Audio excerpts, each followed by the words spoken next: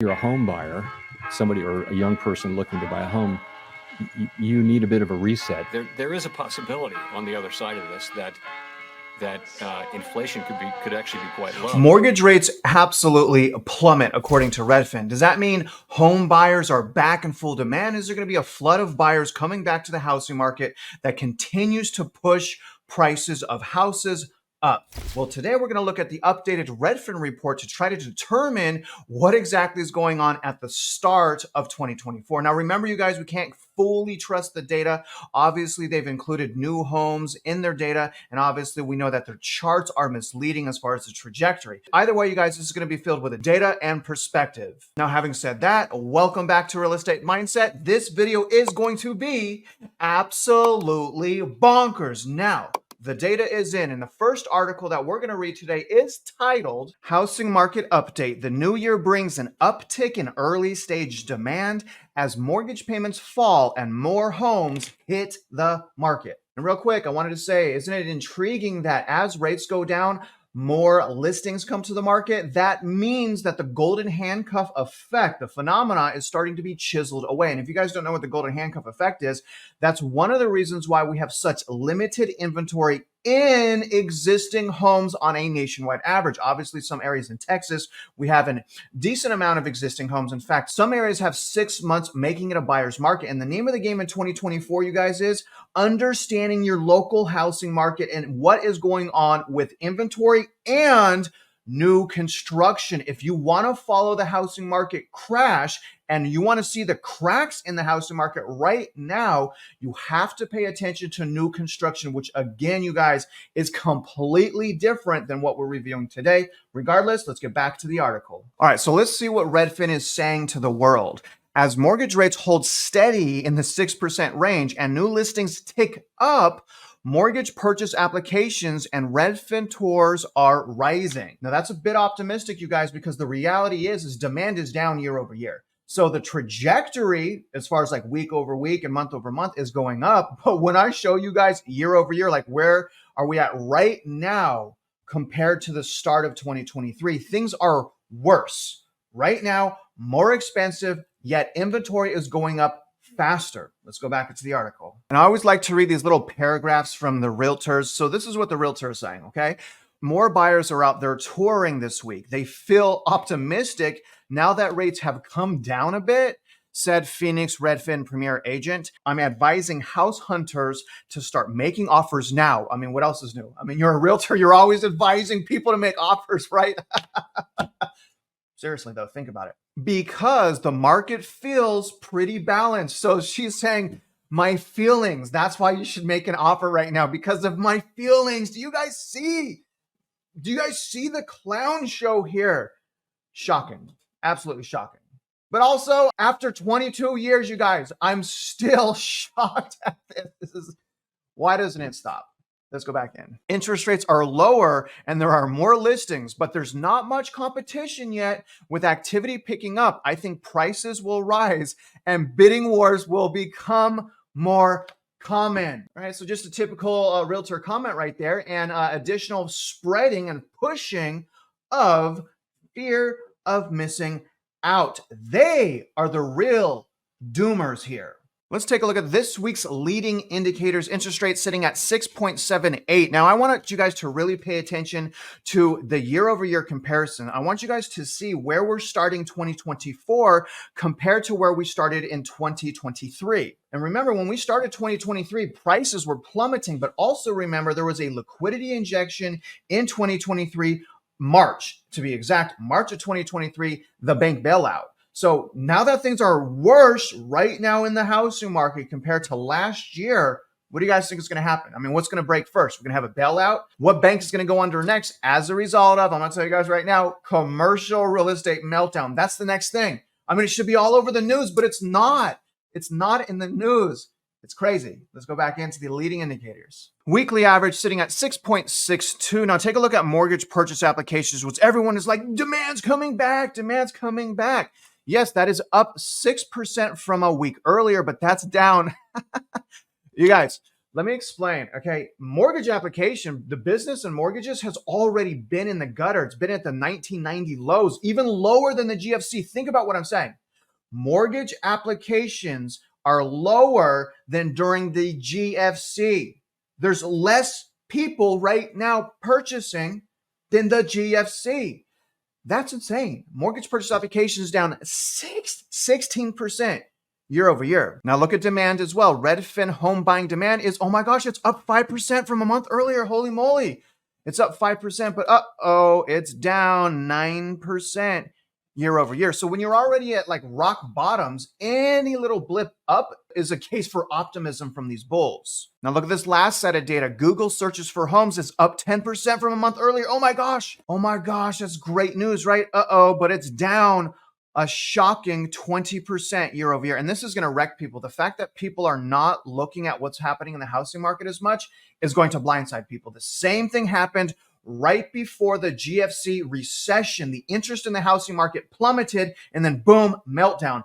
People got blindsided. Don't let it happen to you. Be cautious. Okay, guys, looking at the median sales price, that is down a little bit, a few $100s. So we're sitting at a median sales price of $363.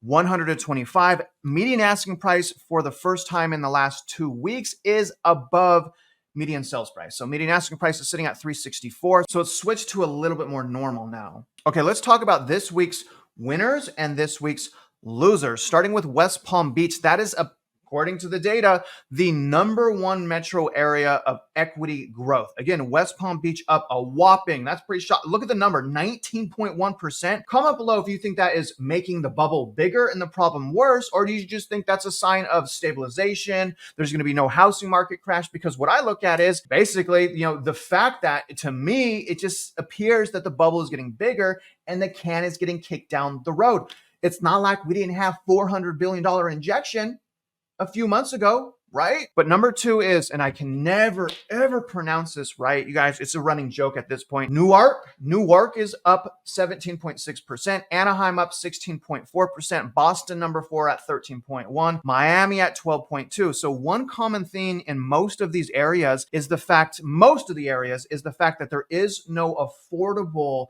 new construction going on. And I know affordable is a matter of perspective, but I'm talking like the places that they're building in Anaheim and in San Diego, Miami, those are like $700 to $1.5 million houses. And they're not even houses. A lot of them are condos, townhouses with no yards. So there's literally no affordable inventory in those areas. Now, when we go to the right, here's the losers. Again, this is filled with places from Texas. And actually, the problem's a lot worse than it appears. But Texas is being ravaged right now as a result, I'm telling you, of the hyper supply in new constructions. But the #1 leading declining metro area is still Austin at 3.3, down year over year. Fort Worth is down 3.2% year over year. That's right next to Dallas. San Francisco down 2.5%. Welcome, San Francisco. San Antonio down 0.9%. And Philadelphia, interesting, down 0.1%. Now, here's what I would also be watching, guys, is new listings coming from the market, because the more listings we have, the more pressure on prices to go down, absent the recession and unhinged unemployment. So #1 is Phoenix at a 21.6% increase in listings. That's insane. Austin also 20.3%. That is insane. That spells more trouble headed to the Austin area. Now, the next one is in New York at a 19.2% increase, followed by Minneapolis at 17.7% increase in listings. And then #5 is Milwaukee at 17.6% increase. Now let's go into data visualization. And I really want you guys to keep looking at the year over year comparison. So again, how are we starting 2024 compared to how did we start 2023? Let's take a look. Okay, now the first thing we're going to look at here is median sales price. So we basically ended last year on a nationwide average at actually up around 4%, not down. And again, this is existing homes. New homes are in the gutter.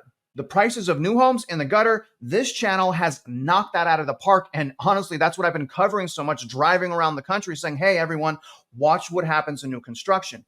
Did we see the same thing happen in existing? No, I think that's, again, as a result of those bank bailouts. Now, this is where we're starting right here. So we are starting elevated when compared to last year. Again, up 4%. That's the difference between here and here. Now, again, I thought and hoped that we would actually start down here.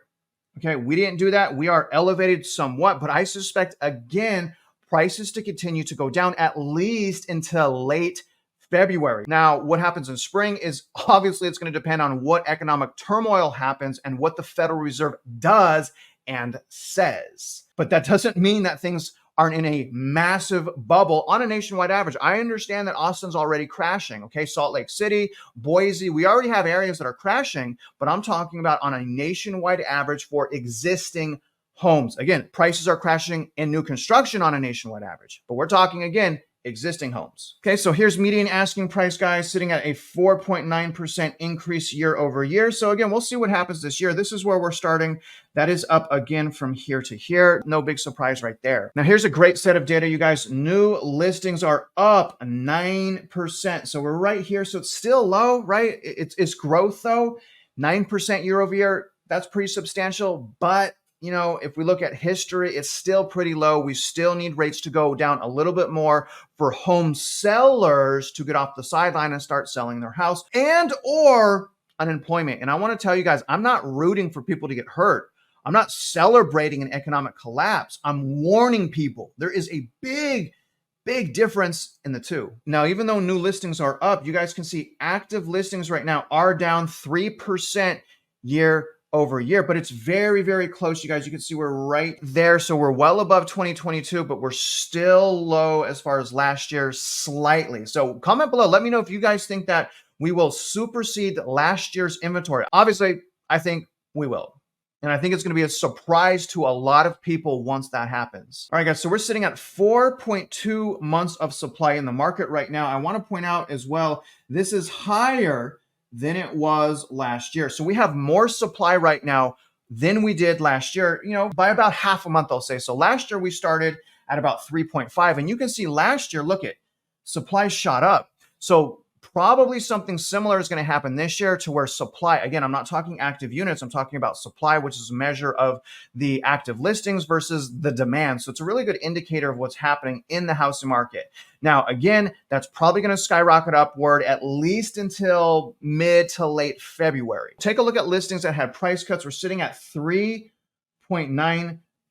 Again, you guys, we're elevated right here above last year. So we have more new listings coming to the market. We have more supply than last year, and we have more properties and listings with price cuts. You guys, the housing market right now is worse than the start of 2023. And you guys remember what happened. Again, last year in 2023, the Federal Reserve had to intervene and bail out the financial institution. What do you think is going to happen this year? Comment below. I want to know what you think. Okay, now taking a look at Redfin home buying demand. This is crazy. This is probably the biggest indicator of all of them I just went over with you. Actual demand, you guys, is down. You guys can see it's way down here. That's down 9% year over year. So another indicator that we are starting 2024 with a more toxic housing market, a more unaffordable housing market. We have a housing market where prices are going down not as quickly as this time last year, but we also have price cuts that are exceeding last year. So unfortunately, what I believe unfortunately is we have to continue to let things play out.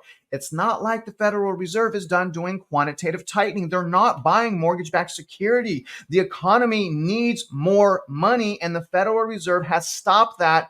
Minus the really big bank bailout in 2023. The economy cannot last, you guys, without government intervention. The bull's narrative has shifted off of fundamentals. We don't hear, oh, supply and demand anymore. All we hear now is, don't worry, they're just going to bail us out. That is not how you want to invest. You want to invest, and I know a lot of people just want a house over their head. They want to live the American dream. They want to raise their family. I get all of those things, but nevertheless, we can't be naive and act like buying a house isn't a huge investment, because it is, right? So all I'm saying, guys, is be careful. If you want to know what the solution is, understand I made a free home buying course. I pay for this course for you. I have to pay money every month to make this available to the consumers that want to learn, that want to empower themselves. So I hope you guys are taking advantage of that. I worked really hard on that for you. Now, other than that, guys, I hope that this video gave you additional insights, value, and perspective. And if you're out there investing in real estate, you guys already know I wish you luck,